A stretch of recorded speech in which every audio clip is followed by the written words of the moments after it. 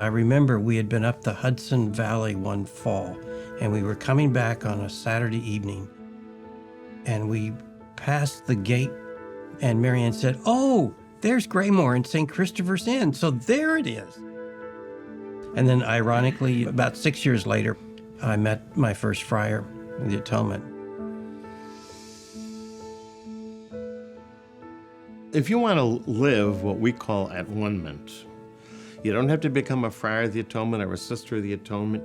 You have to be a little adventuresome and be open to meeting other people on their terms and then see what happens. If you want a good example of someone who's a good associate of ours, I would say John and Marianne Borelli. It seems like I've always been involved in dialogue since my graduate school days. Since I studied history of religions, I always understood that I needed to be in dialogue with people in that tradition. Dialogue involves a lot of listening, more listening than speaking. Often the surprises, a new idea, a new direction, maybe an argument that leads to a new insight, opens up a path that you had not expected before. What gives me hope is that I meet people every day who do good things and have positive expectations for others and empathy with people who are different. The Franciscan Friars and the Sisters of the Atonement have truly lived the spirit of the Franciscan rule, and their tireless work for promoting Christian unity needs to be commended and will be remembered in the history of the ecumenical movement. We Friars of the Atonement have been making this outreach effort on several levels ever since we were founded in 1898. Whether it's an encounter with other religions, with Jews, Muslims, Buddhists, we've been reaching out to them, and they reach out to us, by the way. It becomes increasingly more important as we become a much more diverse country and society. Being able to listen to and understand people with very different perspectives is extremely important.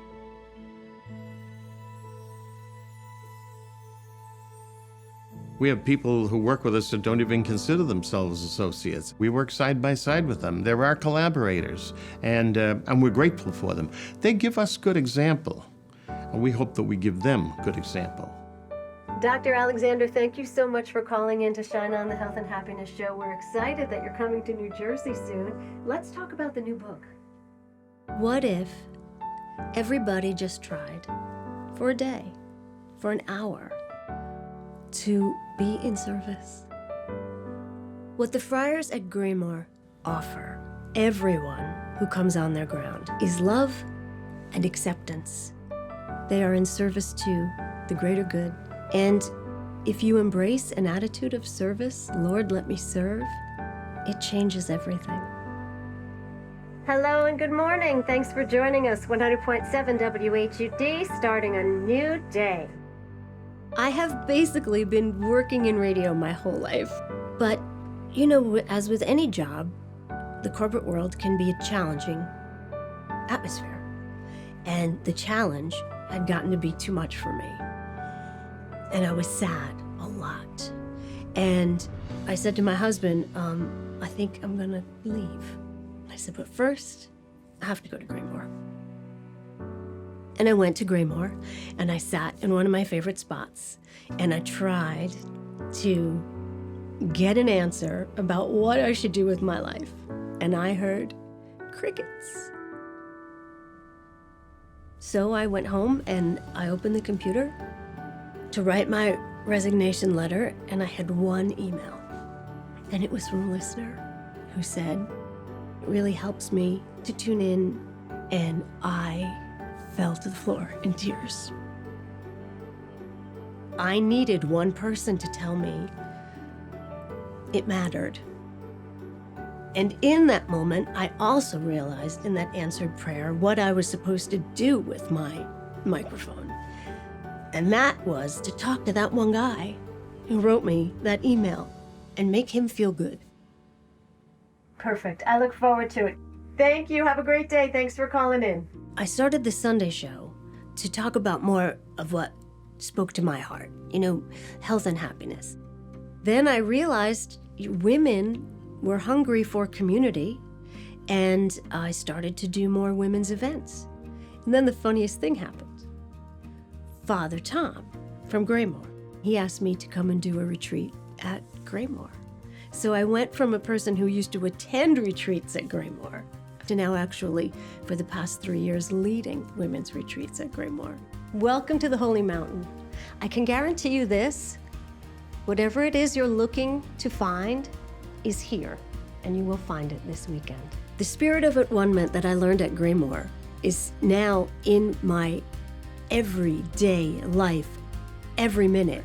It's an intention. I bring the intention of AtOneMent to my work, and it has made my work worthwhile. When you are living in AtOneMent and you are with people who are also living in AtOneMent, you're safe, you're free. I think that's what heaven's like.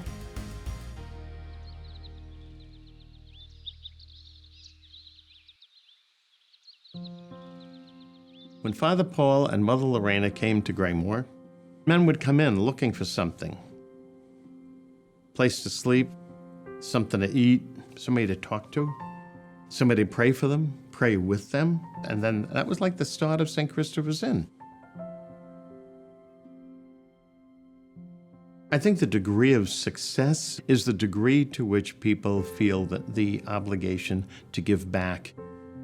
We have now collaborators among men who have gone through St. Christopher's Inn. They've found an AtOneMent with themselves, with their past. When you have men who leave St. Christopher's Inn and say, oh my life has changed, I'd like others to have this experience as well. I can see what it does for me, what it did for me, and with help, they go about building a new future.